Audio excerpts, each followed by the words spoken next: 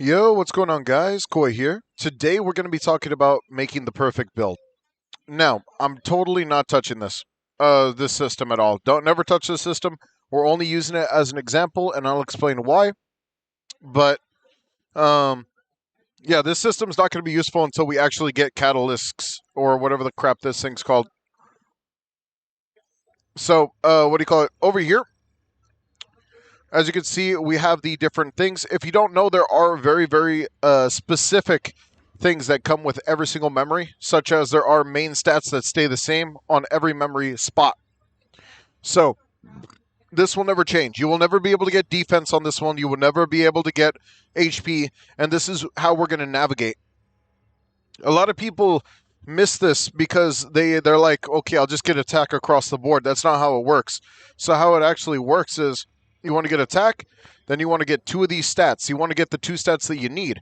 Then you want to go over here, and this is where you actually get a choice. You only get a choice on certain pieces. So if you are going to roll certain pieces, you want to make sure that you have the choice between these two, depending on the character that you're running. If you're just running a damage character, obviously you're only going to be running attack. But if you're going to be running composure reduction, that's where it's at. Over here, this one's always going to be composure reduction. This one is a mix between HP and defense. Right now, we don't know which one's better than the other, but personally speaking, I like defense a lot more. But this is like something you don't even need to bother with, honestly. HP, obviously, and then over here is attack and composure reduction. So you can get up to about three attacks, and you're always guaranteed one composure reduction.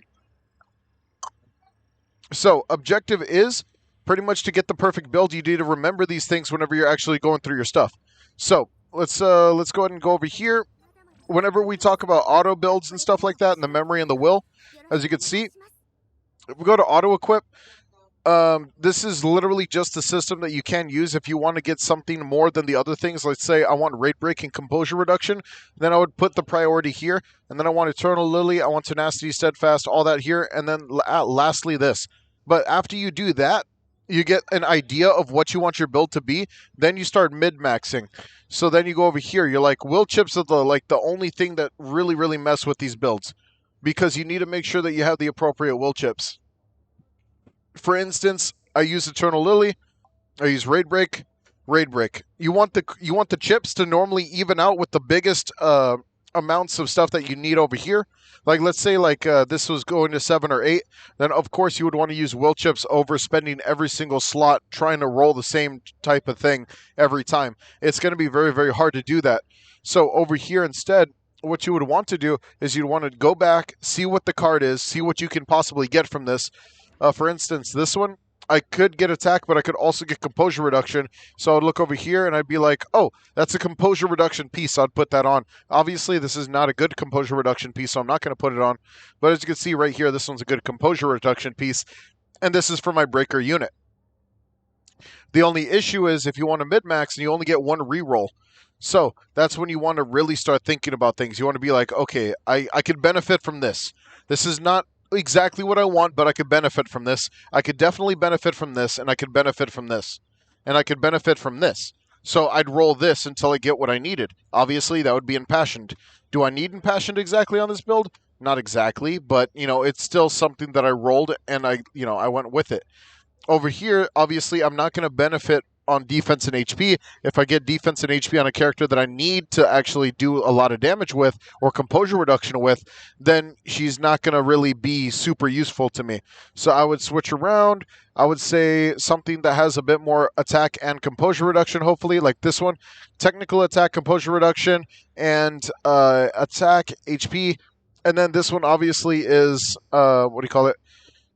penetrating eye. So this is not exactly what I want on this character as of this moment, because I want to go more defensive with Triple Staff Lily because of the way that I use her, but that's just me.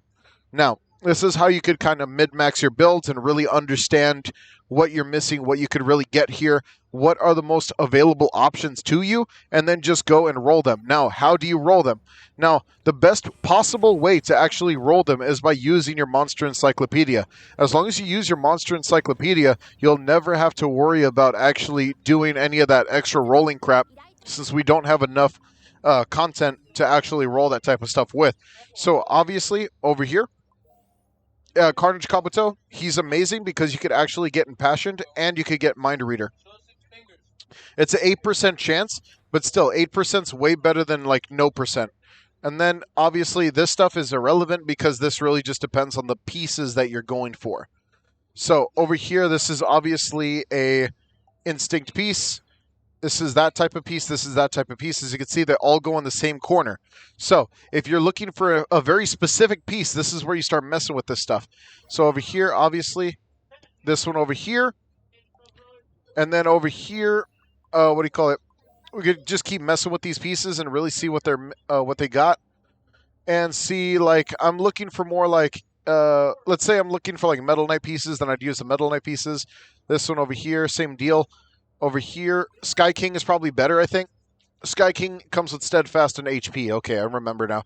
Okay, I'm trying to remember who comes out with what. I know I don't want you. I only want Carnage Kabuto because he's the only character that comes with Impassioned and Mind Reader. And I forgot who comes with the crit. I think it's Salamander who comes with the crit.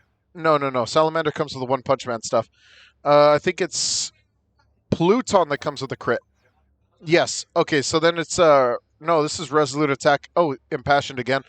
So if you really wanted to look, then you could go over here and obviously look for your level 15s. Battle Tier 15, obviously right there. Battle Tier 14, 15. As you can see, Resolute Attack. Moonlord. Oh, I mean, not Moonlord. There's a 15% chance you could get yourself some Raid Break and some Penetrating Eye from this guy. Amazing character to farm. Very, very high stakes, though. Very, very strong character. But that's pretty much how you really want to start, building characters and really start to understand them. I hope this guide helped you guys out to min-max your end game. I'll see you guys later. Take it easy and peace out.